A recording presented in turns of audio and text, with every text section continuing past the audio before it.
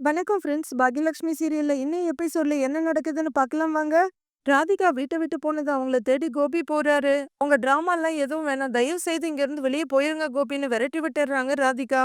நேரா பாருக்கு வந்து உட்கார்ந்து ட்ரிங்க்ஸ் சாப்பிட்டுட்டு இருக்காரு. அப்போ அவரோட ஃப்ரெண்டு செந்திலும் அங்க வர 2 பேரும் பேசிட்டு இருக்காங்க. டேய் எனக்கு எதுவுமே புரியலடா. ஒரே குழப்பமா இருக்குன்னு செந்தில் சொல்றாரு. உனக்கு குழப்பமா இருக்கு. ஆனா எனக்கு மண்டையே வெடிச்சிடுற மாதிரி இருக்கு. செந்தில் உனக்கு உனக்கு முக்கியமா எல்லாமே தெரியும்ல. ராதிகாவ கல்யாணம் பண்ணும்போது எவ்ளோ பிரச்சனைய தாண்டி வந்த. என் மொத்த குடும்பத்த, என் அம்மா, அப்பா, பசங்க எல்லாரையும் பகைச்சுக்கிட்டு, சொந்தக்காரங்களெல்லாம் பகைச்சுக்கிட்டு, அவ கழுத்துல நான் தாலி கட்டினேன். நான் 25 வருஷம் வாழ்ந்த குடும்பத்தையே அவளுக்காக விட்டுட்டு வந்தேன். எல்லாம் இப்போ இப்போ இதுக்கு தானா? நான் பண்ண எல்லாமே இதுக்கு தானா? ஒரே நாள்ல நீங்க வேண்டாம், நமக்குள்ள இருந்த எல்லா உறவும் அறுந்து போச்சுன்னு சொல்லிட்டு, இப்படி தூக்கி போட்டுட்டு போறதுக்காகவா நான் இவ்வளவு கஷ்டப்பட்டேன்? அப்படின்னு கோபி புலம்பிட்டு இருக்க, கோபி எனக்கு இதுல ஒரு டவுட் இருக்குங்கிறாரு செந்தில். ஏதோ ஒரு விஷயம் நடந்திருக்குடா. ராதிகா அத உன்கிட்ட சொல்லாம மறைக்கிறாங்கடா. இங்க பாரு, நீ கொஞ்சம் பொறுமையா இரு. 2, 3 நாள் கழிச்சு நீ ராதிகா கிட்ட போய் பேசு. எல்லாம் சரியாயிடும் அப்படின்னு செந்தில் சொல்லிட்டு இருக்க, கிளாஸ்ல இருக்கத மறுபடியும் எடுத்து குடிக்கிறாரு கோபி. கீழ வச்சுட்டு உடனே தலையையும் கையையும் படபடப்பா ஆட்டிட்டு, ஒரு பிரயோஜனமும் இல்ல. இனிமே அவ மூஞ்ச பார்த்து என்ன பேசுறதுன்னு கூட தெரியலடா. அவள பார்க்கறதுக்கே பயமா இருக்கு. எப்ப பாரு திட்டிக்கிட்டே இருப்பா.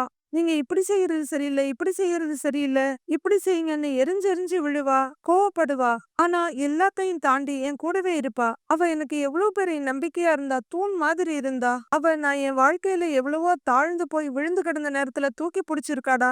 டேய் செந்தில், இப்ப ராதிகா இல்லனா இந்த கோபிநாத் ஜீரோடா, பெரிய ஜீரோடா.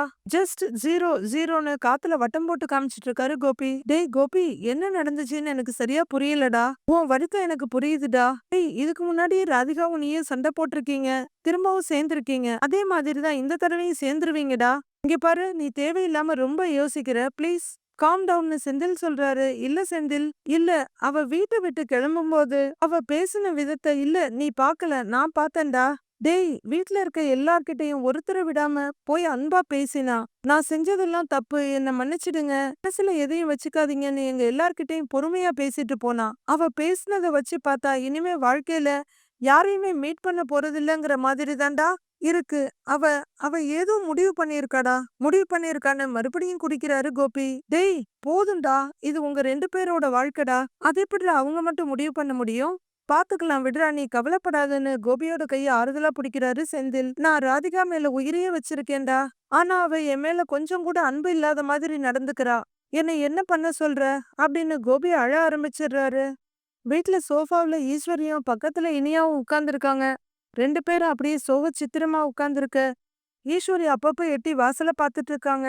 இனியா பாட்டிய பாத்துக்கிட்டு இருக்காங்க. ஓ ஜெனி அங்க வந்து பாட்டி சாப்பாடு எடுத்து வைக்கட்டுமான்னு கேட்க, எனக்கு வேண்டாங்கறாங்க ஈஸ்வரி. பாட்டி நீங்க மாத்திரை போடணும்ல அப்படின்னு ஜெனி சொல்ல, எனக்கு தெரியும் எப்ப மாத்திரை போடணும், எப்ப சாப்பிடணும்னு அப்படின்னு வெடுக்குன்னு சொல்ல, ஜெனிக்கு ஒரு மாதிரியா இருக்கு.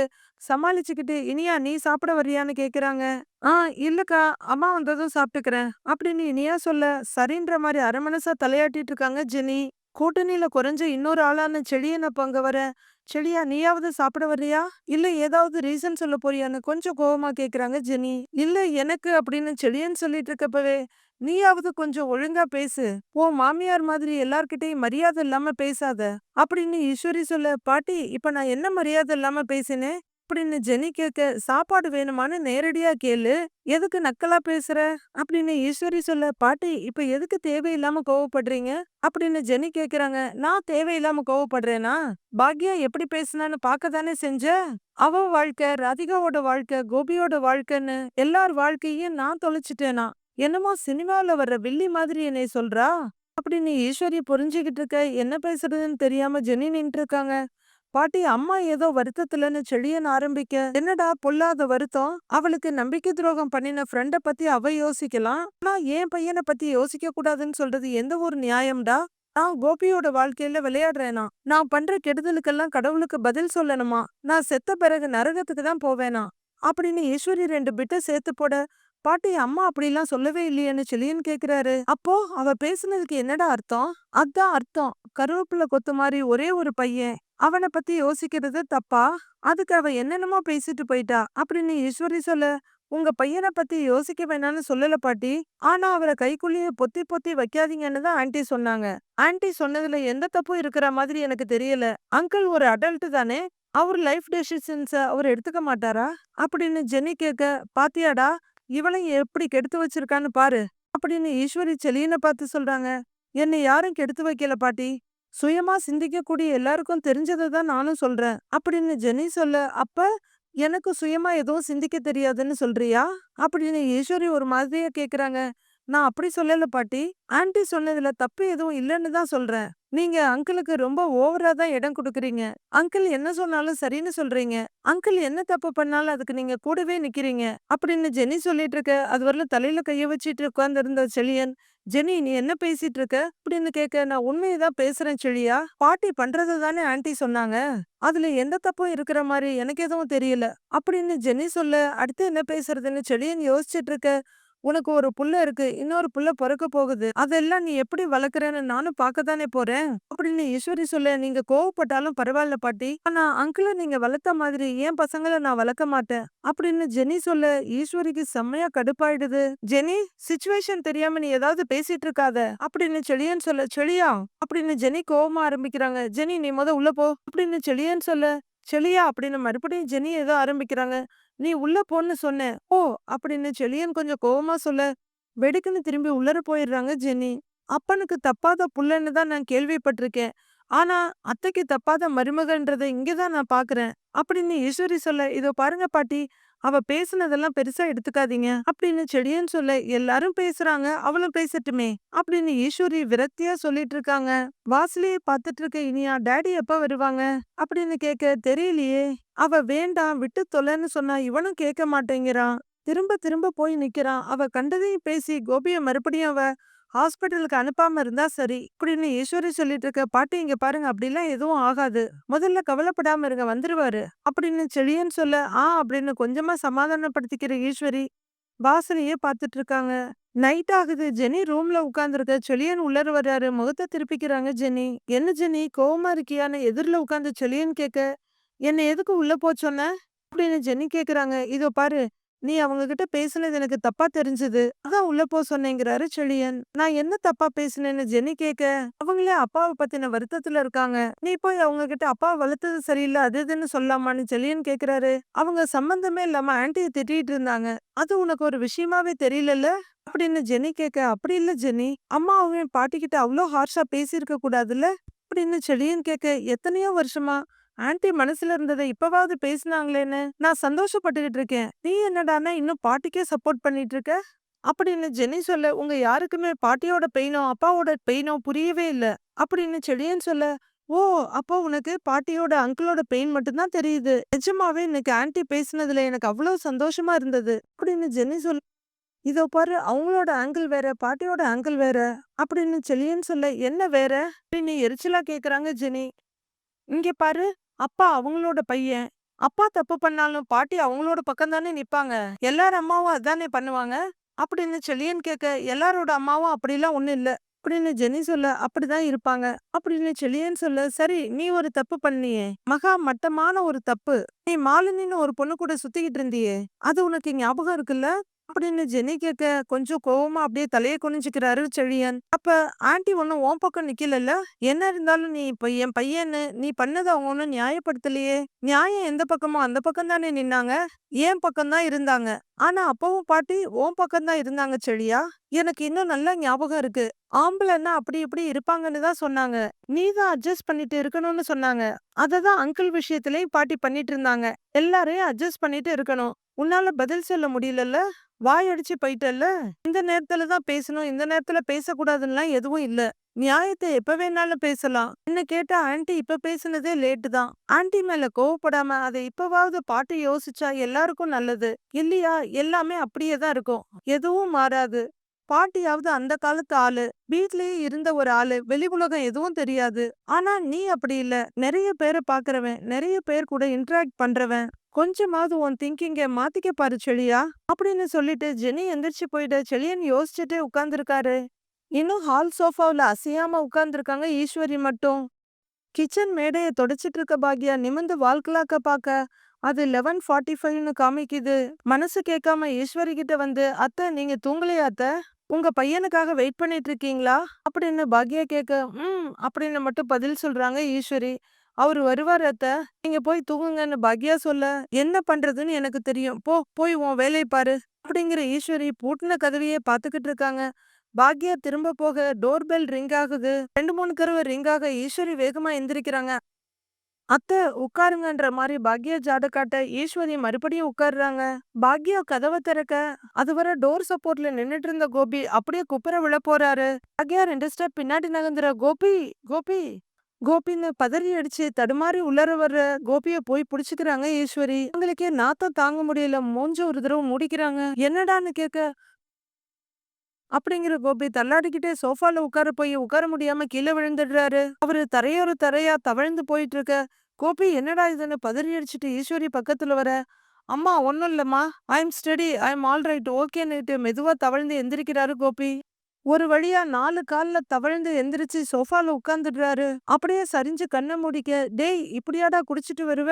உடம்பு சரியில்லாத நேரத்துல இதெல்லாம் தேவையாடா? அவளே ஏதோ முடிவெடுத்துட்டு போயிட்டா. அதுக்காக நீ குடிச்சு உன் உடம்ப கெடுத்துக்கிறியா? மணி 12 ஆக போகுது. உன்னை இந்த கோலத்துல பார்க்க எனக்கு பிடிக்கலடா. போய் உள்ள போய் படுடா. கடவுளே, இவனை இந்த கோலத்துல பார்க்கறதுக்கா என்ன உயிரோட வச்சிருக்க? எல்லாம் என் தலையெழுத்துன்னு" தலையில அடிச்சுக்கிட்டு ஈஸ்வரி உள்ளர போறாங்க. அவங்க சொன்னதுக்கெல்லாம் கொட்டிக்கிட்டு அங்கேயே உட்கார்ந்து இருக்காரு கோபி. பாக்யா இதெல்லாம் அப்படியே பார்த்துட்டு நிக்கிறாங்க. அவங்களும் கிச்சனை நோக்கி திரும்ப பாக்யான்னு கூப்பிடுறாரு கோபி.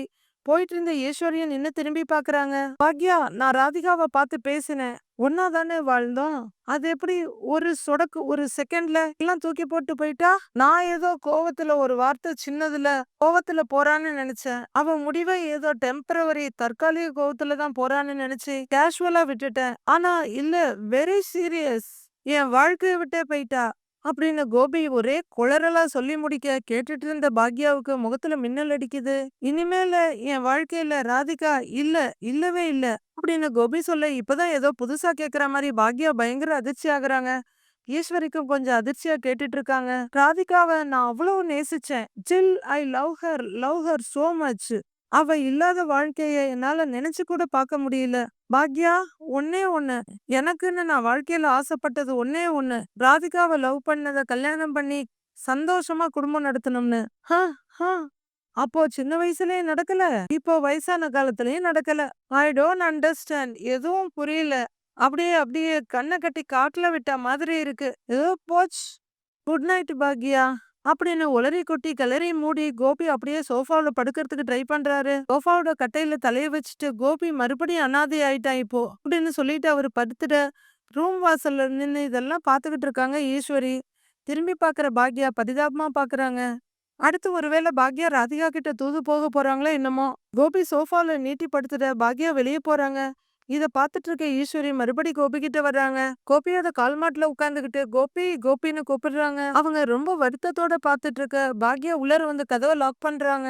கதவை லாக் பண்ணிட்டு பாக்யா இவங்கள திரும்பி பார்க்க, "என்ன, என் பையன் பக்கத்துல நான் உட்கார கூடாதா? நீ 1000 சொல்லுவம்மா.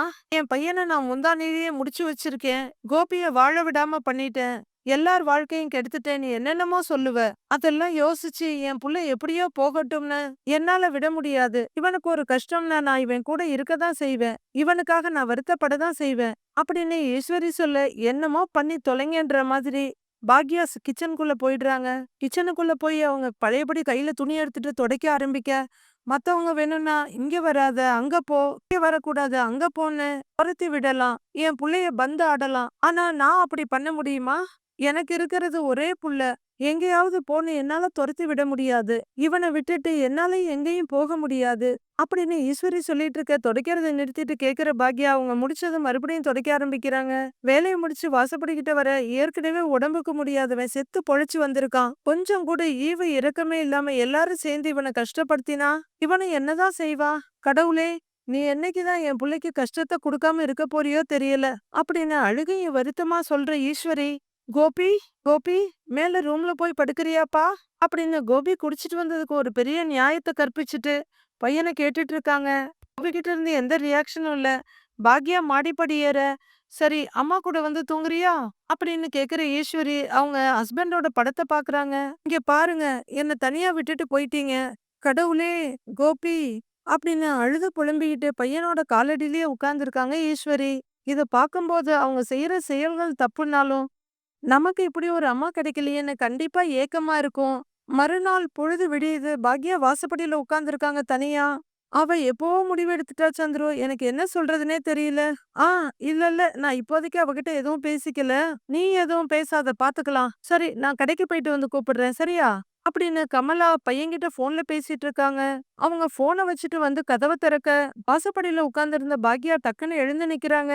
நாம நெனச்சது ரொம்ப கரெக்ட். நான் முன்னாடியே வந்துட்டேன். நீங்க தூங்கிட்டு இருப்பீங்க. டிஸ்டர்ப் பண்ண வேணாம்னு இங்கேயே உட்கார்ந்துட்டேன். அப்படின்னு பாக்யா சொல்ல, ஒரு நிமிஷம் எச்சில் விழுங்குற கமலா, ராத்திரியெல்லாம் நான் ஒரு நிமிஷம் கூட கண்ண மூடல. ராதிகாவ பத்தியே தான் யோசிச்சுட்டு இருந்தேன். அப்படின்னு கமலா சொல்ல, ராதிகா எப்படி இருக்காங்க இப்போ? அப்படின்னு பாக்யா கேட்க, ரொம்ப ஸ்ட்ராங்கா இருக்க மாதிரி தான் காட்டிக்கிறா. என் பொண்ணு நல்லா இருக்காளா இல்லையான்னு எனக்கு தெரியாதா? என் பொண்ணு எந்த இடத்துல நிக்க கூடாதுன்னு நான் பயந்தேனோ, அதே இடத்துல தான் திரும்ப திரும்ப வந்து நின்னுகிட்டு இருக்கிறா. ராஜேஷால கெட்டுப்போன அவளோட வாழ்க்கை கோபியால சரியாகும்னு நாங்க நினைச்சோம். ஆகல. முன்னைய விட மோசமா போயிட்டு இருக்கு. எல்லாத்துக்கும் காரணம் என்னையும் ராதிகாவோட அண்ணனையும் தான் சொல்லணும். ராதிகா விரும்பினது உன் புருஷன்னு தெரிஞ்சப்பவே அவ விலகினா. அவ வேண்டவே வேண்டான்னு தான் முடிவெடுத்தா. நானும் அவ அண்ணனும் தான் கேட்கவே இல்ல. கோபி இத்தனை நாளா வீட்டுக்கு வந்து போய்கிட்டு இருக்காரு. மயுவுக்கு வேற அவரை அறிமுகப்படுத்தி வச்சாச்சு. இவரை தான் கல்யாணம் பண்ணிக்க போறான்னு ஊர் முழுக்க சொல்லியாச்சு. ஊர்க்காரவங்க எல்லாருக்குமே தெரியும். ஏற்கனவே ராஜேஷால அவ பேர் கெட்டு போய் கிடக்குது. இப்ப கோபியும் வேண்டான்னு முடிவு பண்ணா, இன்னும் பேர் கெட்டு போயிருமோன்னு நினைச்சு, நாங்க தான் அவ மனசை என்னென்னமோ சொல்லி மாத்துனோம். இதெல்லாம் தான் நாங்க பண்ணியிருக்கவே கூடாது. அப்படின்னு கமலா முதல் முறையா ரொம்ப வருத்தப்பட்டு சொல்லிட்டு இருக்காங்க. பாக்யா அப்படியே கண் மூடாம இத கேட்டுக்கிட்டு பார்த்துட்டு நிக்கிறாங்க. அடுத்து என்ன நடக்க போகுதுங்கிறத நாளைக்கு பார்க்கலாம் ஃப்ரெண்ட்ஸ்.